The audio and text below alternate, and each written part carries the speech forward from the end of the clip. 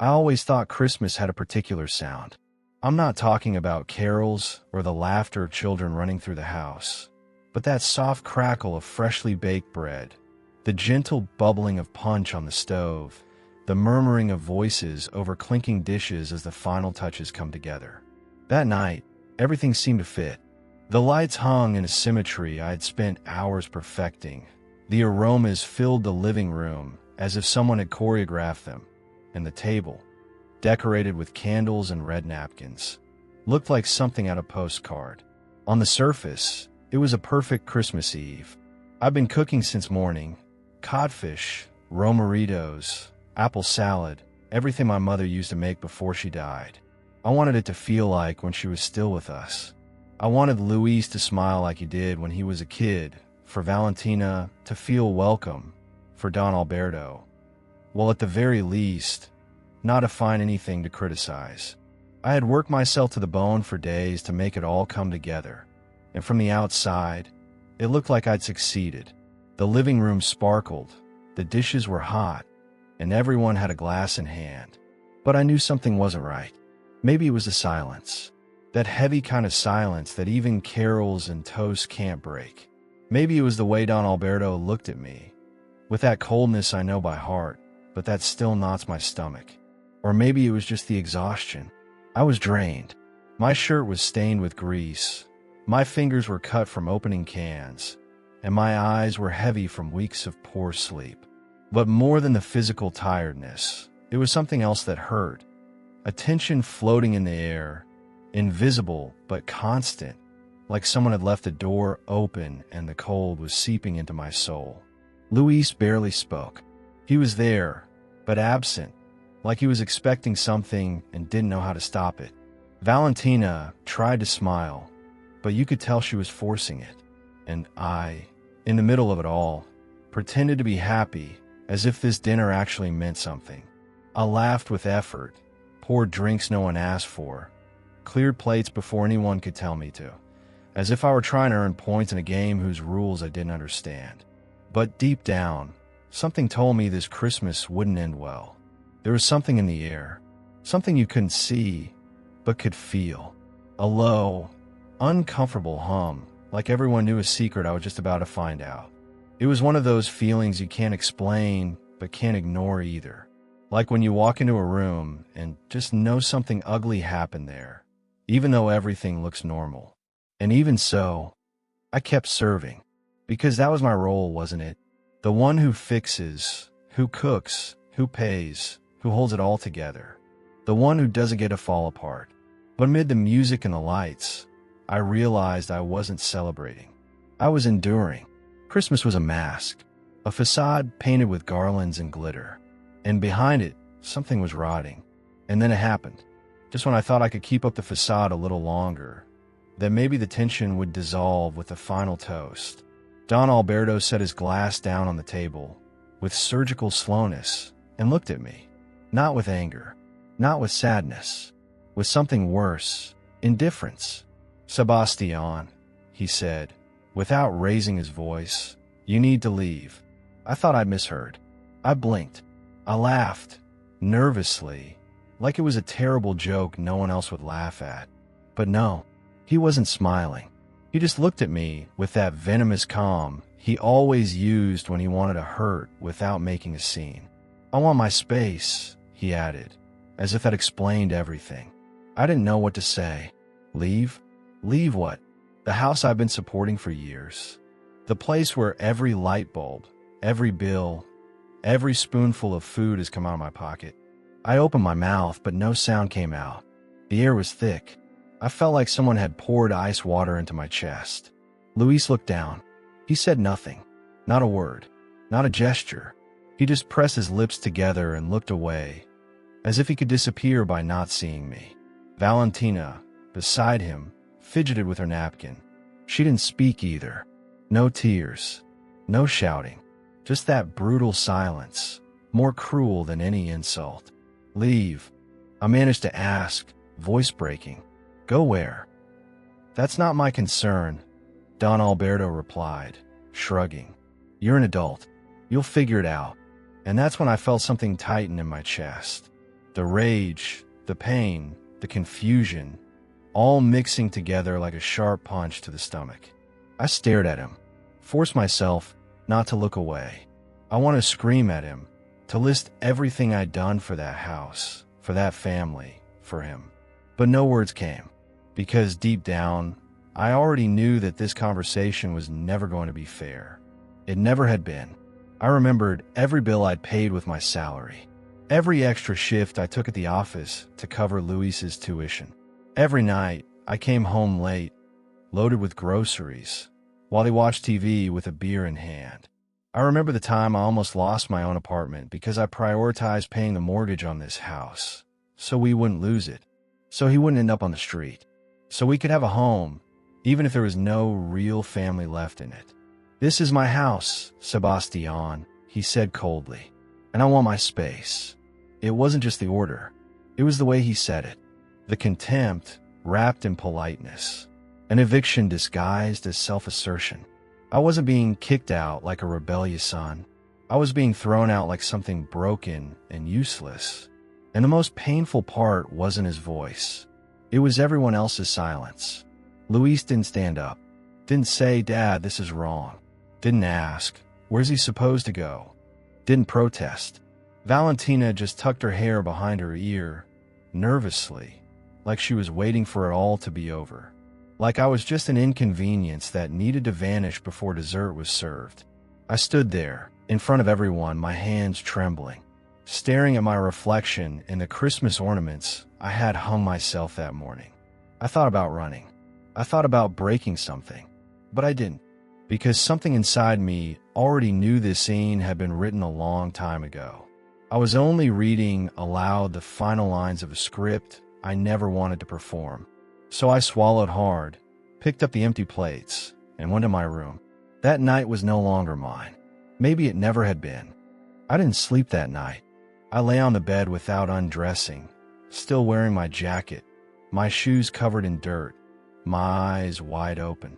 The house was quiet, but it wasn't peace. It was the kind of silence that echoes, the echo of something broken beyond repair. I heard footsteps downstairs, forced laughter, the final toast. Don Alberto was still celebrating Christmas Eve, as if he hadn't just thrown his own son out minutes earlier, as if I didn't exist. And as I lay there, my heart beating slowly, like it was trying not to draw attention, I started to remember, because everything that had happened wasn't new. It was only the logical end to something that had started many years ago.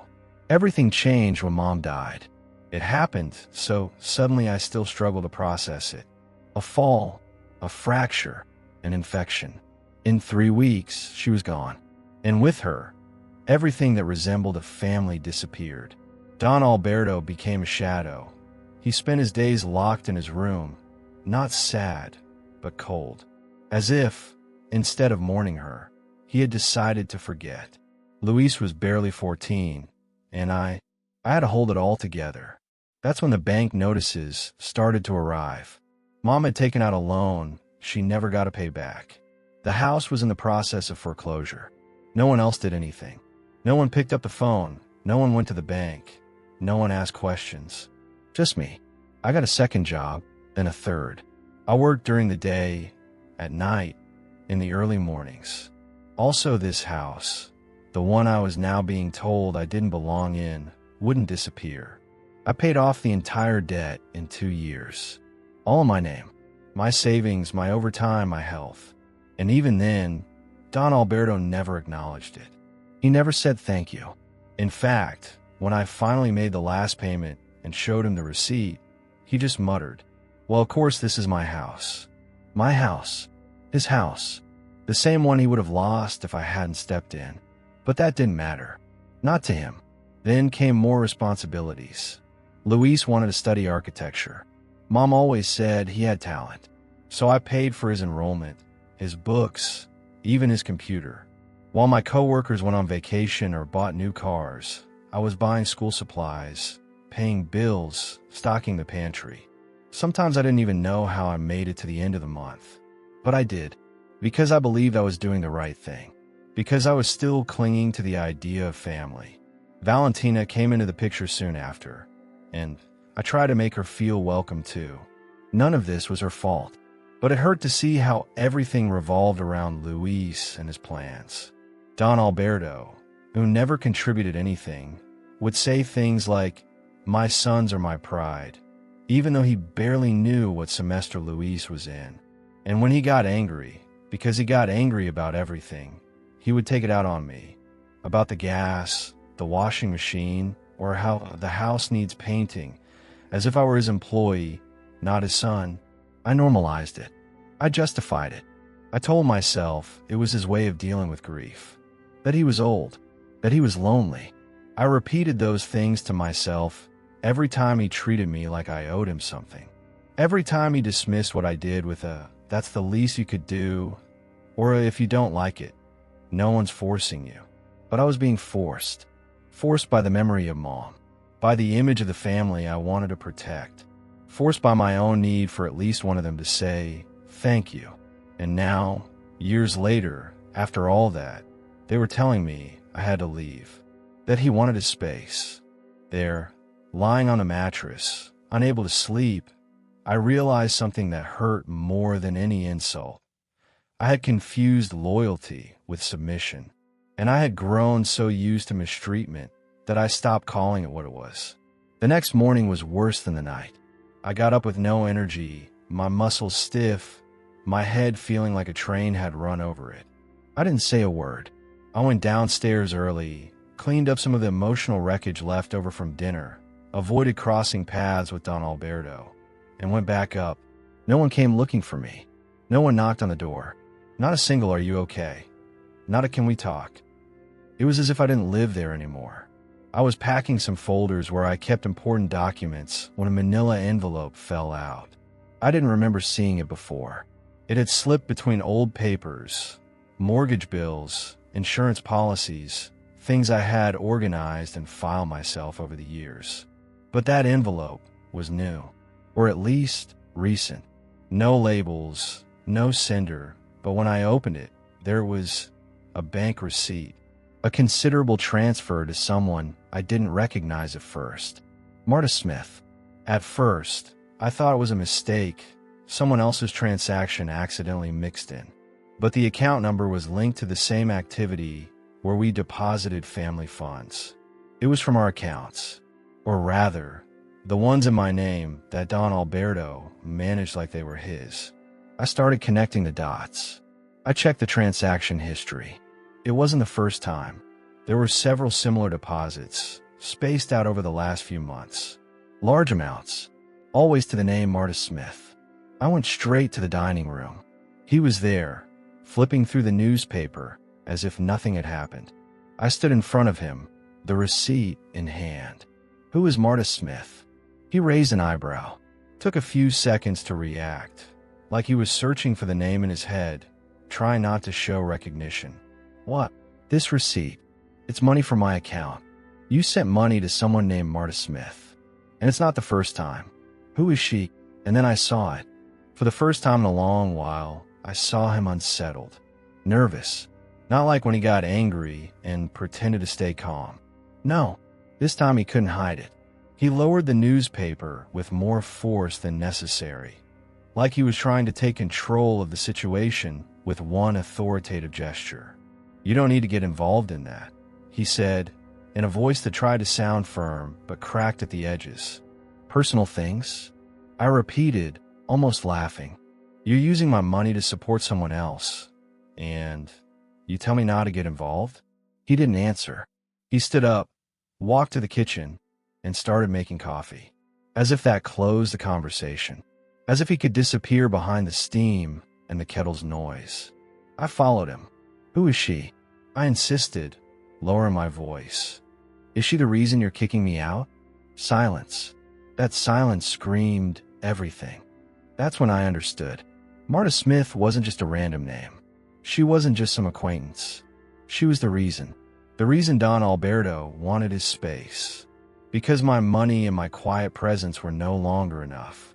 Now he wanted the house, cleared, obstacle-free.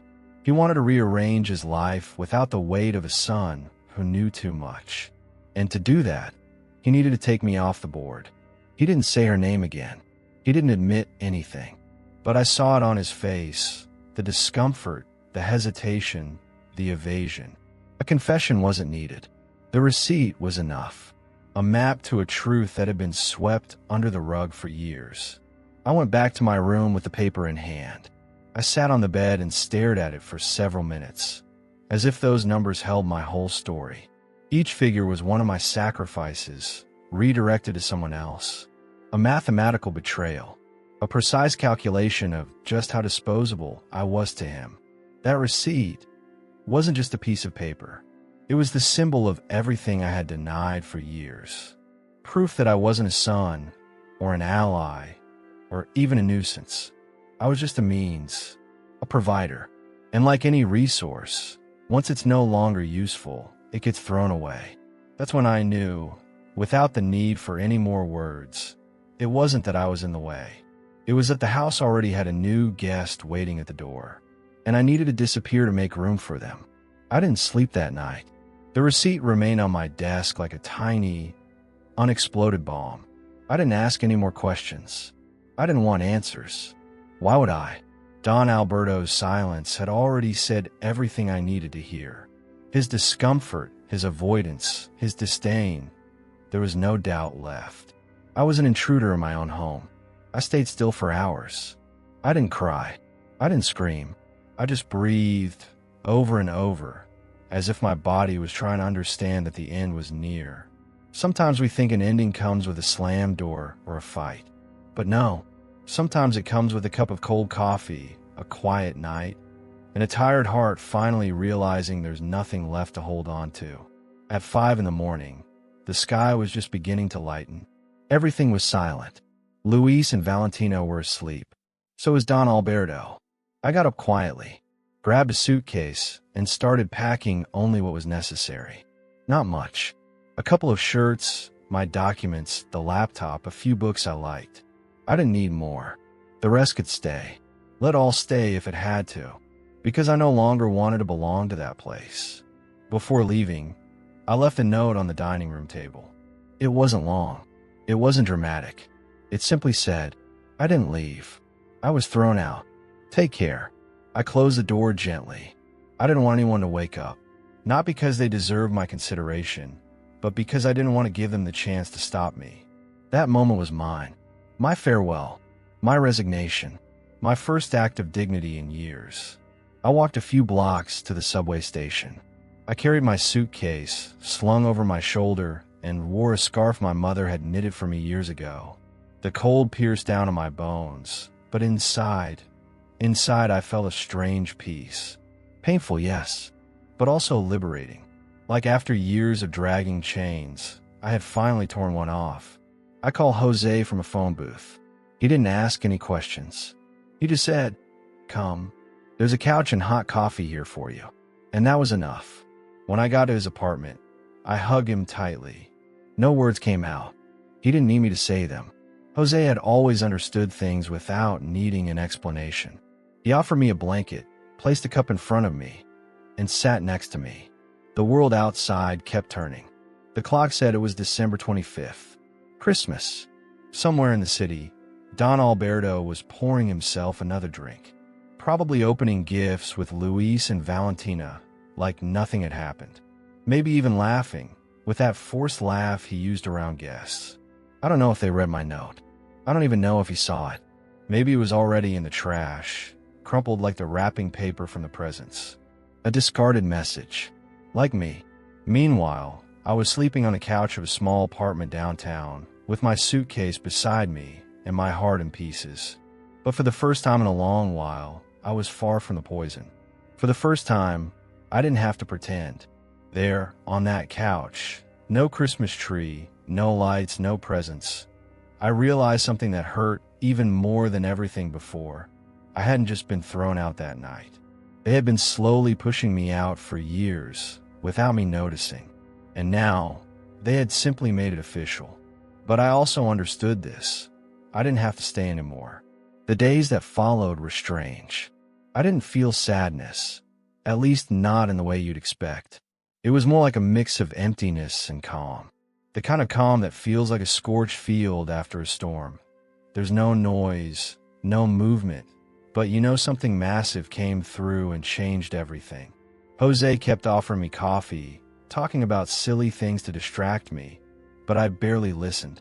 I felt suspended in some sort of limbo, like my body was in his apartment, but my mind was still in that house, replaying everything over and over again, until the first call came. It was Aunt Isabel. I was surprised because she never called me. Her voice sounded more offended than concerned. She spoke to me as if I were a spoiled child, as if I had committed an unforgivable betrayal. "How dare you, Sebastián?" she said without even greeting me. "Is that how you treat your father on Christmas? Running away, abandoning them without saying a word?" At first, I didn't understand. I thought she was referring to what she already knew, that I had left. But no, what she was telling me was a completely different version. According to Don Alberto, I had walked out for no reason at all, leaving him to carry the burden of the family on his own. That I had chosen a party with friends and be irresponsible instead of attending the family dinner. That I had been ungrateful, impulsive, and cruel. That Luis had cried, and Valentina didn't understand why her older brother left without saying goodbye. I had to sit down. Literally. My legs couldn't hold me. They had erased me, rewritten me, as if all those years of effort, every bill paid, the sacrifices, the swallowed silence in the name of peace had never existed. I didn't try to defend myself to Aunt Isabel. It wasn't worth it. She had already chosen to believe Don Alberto. Maybe she always had. Maybe it was easier for her to see the son as the villain than to admit that the older brother she had admired so much had become a manipulative liar. I thanked her for the call, hung up, and placed the phone face down. I didn't have the strength for anything else. Then the messages started coming. Some from relatives I barely spoke to, distant cousins, even old family friends. They had all heard the story of how I had left without a word, of how I dropped everything and ran. Don Alberto had made his master move. He had cast himself as the victim, the wounded father, abandoned by his ungrateful son on Christmas Eve. Luis said nothing, neither in my defense nor against me. He stayed silent, a silence that hurt more than any insult. I knew he knew the truth. He knew everything I had done for him, paying his tuition, skipping meals so he could have books, standing up for him when Don Alberto humiliated him. And still, he chose to remain silent. I don't know if it was out of fear, shame, or just convenience. But his silence was a knife I never saw coming. Valentina didn't say anything either. Maybe she was too young to fully understand what was happening. Or maybe she, too, had already been pulled into Don Alberto's narrative, that carefully crafted story where he was always the victim, always the misunderstood good guy. He was an artist at that, a master of disguising control as concern, contempt as righteousness, and cruelty as justice. And so, in a matter of days, I became the villain in a story I wasn't even allowed to tell. It hurt. Of course it did. But more than the pain, I felt a quiet rage, a slow-burning fire inside me. Because it wasn't just that they had kicked me out of my home. Now they were also taking away my voice. And I realized I couldn't stay silent forever. Weeks went by. The phone stopped ringing. The initial scandal had cooled down, but the echo of the lies kept reverberating. I became the uncomfortable topic no one wanted to touch, as if talking about me meant validating what had happened. Or worse, risking the discovery that everything they thought they knew was false. And then, one day, Luis showed up at Jose's apartment door. No warning, no call. He just knocked. When I opened it, I saw him there, wearing a look I hadn't seen in years. His eyes were sunken, his body thinner, and he carried a kind of shame that weighed visibly on his shoulders. I didn't say anything. I just stepped aside and let him in. He stood in the middle of the living room, looking around like he didn't know where to begin. I offered him water. He declined. He sat down, and finally he spoke. Dad's going to bring Marta Smith into the house. He said it bluntly. No sugarcoating, like someone throwing a stone into the middle of a lake and waiting for the ripples. I stayed silent, processing. Marta Smith. I repeated quietly, as if saying her name aloud would help me piece things together. He met her years ago, he continued, when Mom was sick. At first she was just a friend, or that's what he said. After she died, they started seeing each other more often. He never admitted anything, but we knew. I looked at him, not in surprise, but in confirmation. I had already suspected it, of course. Ever since I saw that receipt with her name on it, something inside me had clicked. But hearing it from his mouth, hearing it from Luis, gave me the certainty that until then had only been a gut feeling. And that's why he kicked me out. I said, not as a question. It wasn't that he needed space. He needed the house free for her. Luis lowered his head. He said you were old enough, that it was time you built your own life. But I heard him talking on the phone with her. He said the obstacle is out of the way now, that soon they could live peacefully. I laughed, not a happy laugh, a bitter one, hollow, like the kind that comes when you realize someone lied to your face and still expected gratitude. Luis kept talking, like the words were burning inside him, and the only way to be free was to let them all out. Since you left, everything's upside down. There's no money. The bills keep piling up. Valentina had to drop her courses. The fridge is empty. Dad, he can't handle it all. Because he never could. Because it was you who was doing it. I crossed my arms, not as a defense, but to hold myself together. Because if I didn't, I feared I would break. And I had already broken too many times. So why are you telling me this now? I asked. Luis looked at me. His eyes were glossy, guilt hanging from every word. Because I was wrong. Because I stayed silent when I should have spoken up. Because I let myself be carried away by him. Because you gave me everything, Sebastián. The house, the food, school. And when you needed me most to stand up for you, I hid. I didn't answer right away. I looked at him for a long time. I saw him, not as the little brother I always protected, but as a human being in ruins. And I knew there were no winners in this story. Only collateral damage. The ironic thing, I finally said, is that the space he asked for wasn't to breathe or to heal. It was to replace me. And not just me. Mom too. Luis nodded. Not firmly, but with resignation. And in that moment, I felt something inside me shift. As if the wound had stopped bleeding and was finally starting to close. Because now at least, I had the truth. And even though that truth hurt, it also set me free. After Luis left, I stayed alone in the apartment, my head spinning.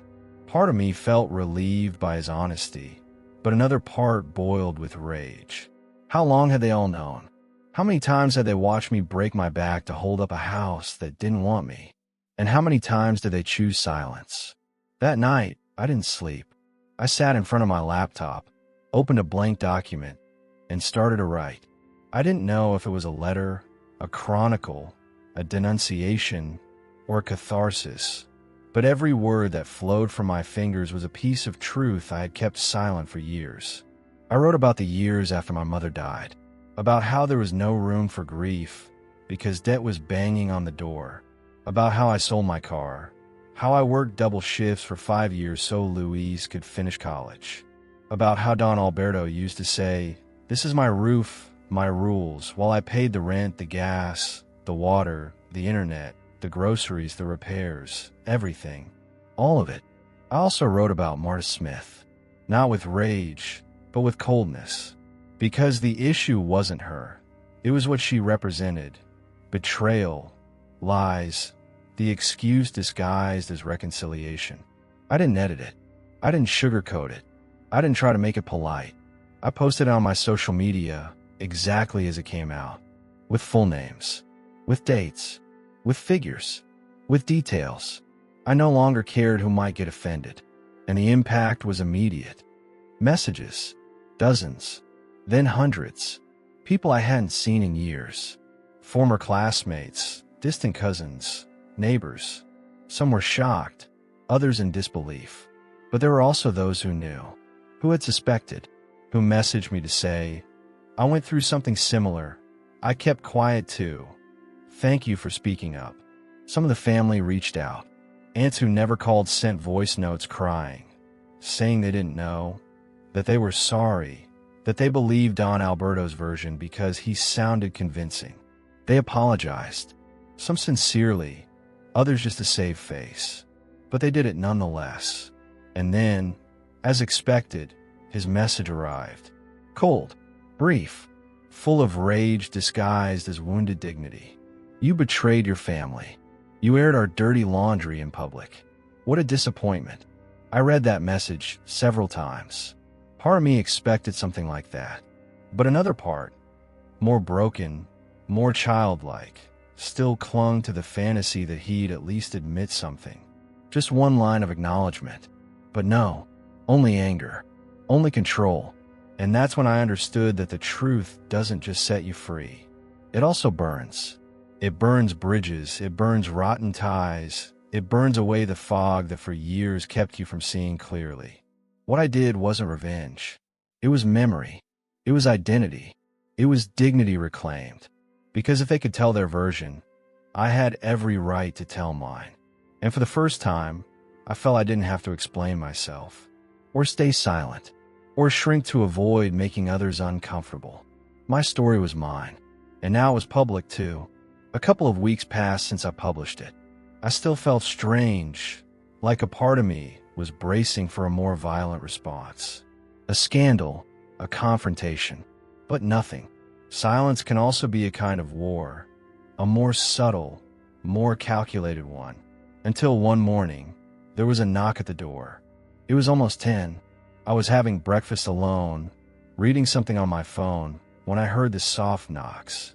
I got up, not thinking much of it, and when I opened the door, there he was, Don Alberto, my father. He had a bag in his hand, sweetbread, from a neighborhood bakery, the one I liked as a kid, the one my mother used to visit every Sunday. I saw him standing there, in his old jacket, with a fake smile, as if nothing had happened, as if everything said, everything lived, could be covered up with powdered sugar. "Can I come in?" he asked. I didn't answer. I just looked at him for a few seconds, searching his face for any real sign of remorse, something that wasn't just manipulation. I found nothing. "I just want to talk," he said, taking a step forward. I raised my hand, not aggressively but firmly. "Say what you have to say from there." He sighed as if offended, as if he were the victim of my coldness. And then he started his rehearsed speech. "Sebastián, look, things got out of hand. But you were harsh too. We both made mistakes." That phrase hit me like a rock. We both made mistakes. That passive-aggressive way of evening the score, of diluting his responsibility, of turning his abuse into mere family disagreements. It was gaslighting, plain and simple. And for a moment, that child inside me wanted to give in, to apologize, to lower my head. But not anymore. "I didn't make a mistake, Dad," I said. "I survived what you did, and I told the truth. That's not a mistake. That's the truth." He looked at me with cold eyes, as if that conciliatory mask suddenly shut off. "You don't understand what it means to carry a family," he muttered. "Your mother was the one who held it all together, ever since she died." And there it was. The turn. The blame shifted to her. The absence used as an excuse. Emotional blackmail as a last resort. He'd done it 1,000 times before. This time, it simply didn't work. I cut him off. "You're going to leave now. And don't come back. I don't need sweetbread, or excuses, or speeches. I need peace. And with you around, I'll never have it." He didn't say anything. He just looked down. For the first time, speechless. I closed the door. Not with a slam, not in anger. I closed it calmly, but with the symbolic weight that said everything. I closed the door on blackmail, on repeated cycles, on inherited guilt.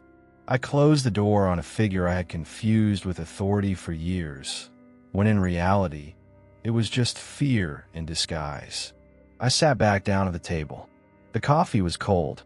I reheated it, took a sip, and for the first time in a long while, the silence didn't feel hostile. It was clean silence, a silence of my own. After that last visit, Don Alberto never knocked again. No calls, no messages, nothing. And at first, it felt strange, because for years, even in the midst of his yelling or indifference, his presence was part of my life, like a shadow you learn to ignore, but that never fully disappears. But now it was gone, or rather, I had removed it, with clarity, with peace. My apartment started to change.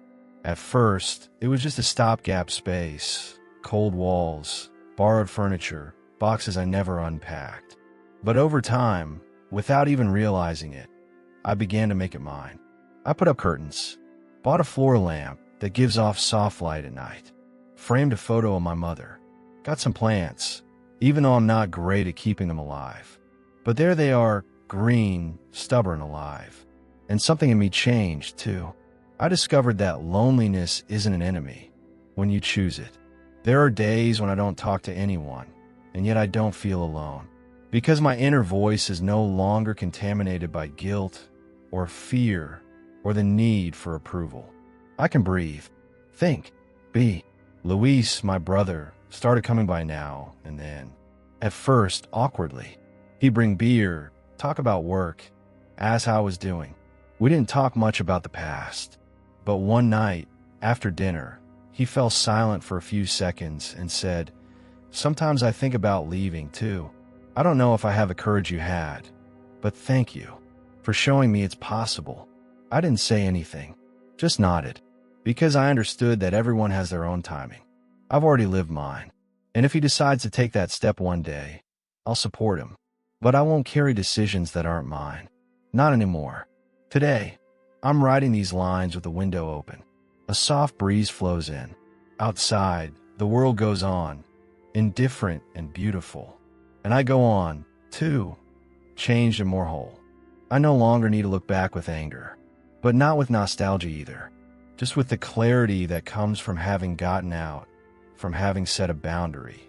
Sometimes, the most toxic family isn't out in the world.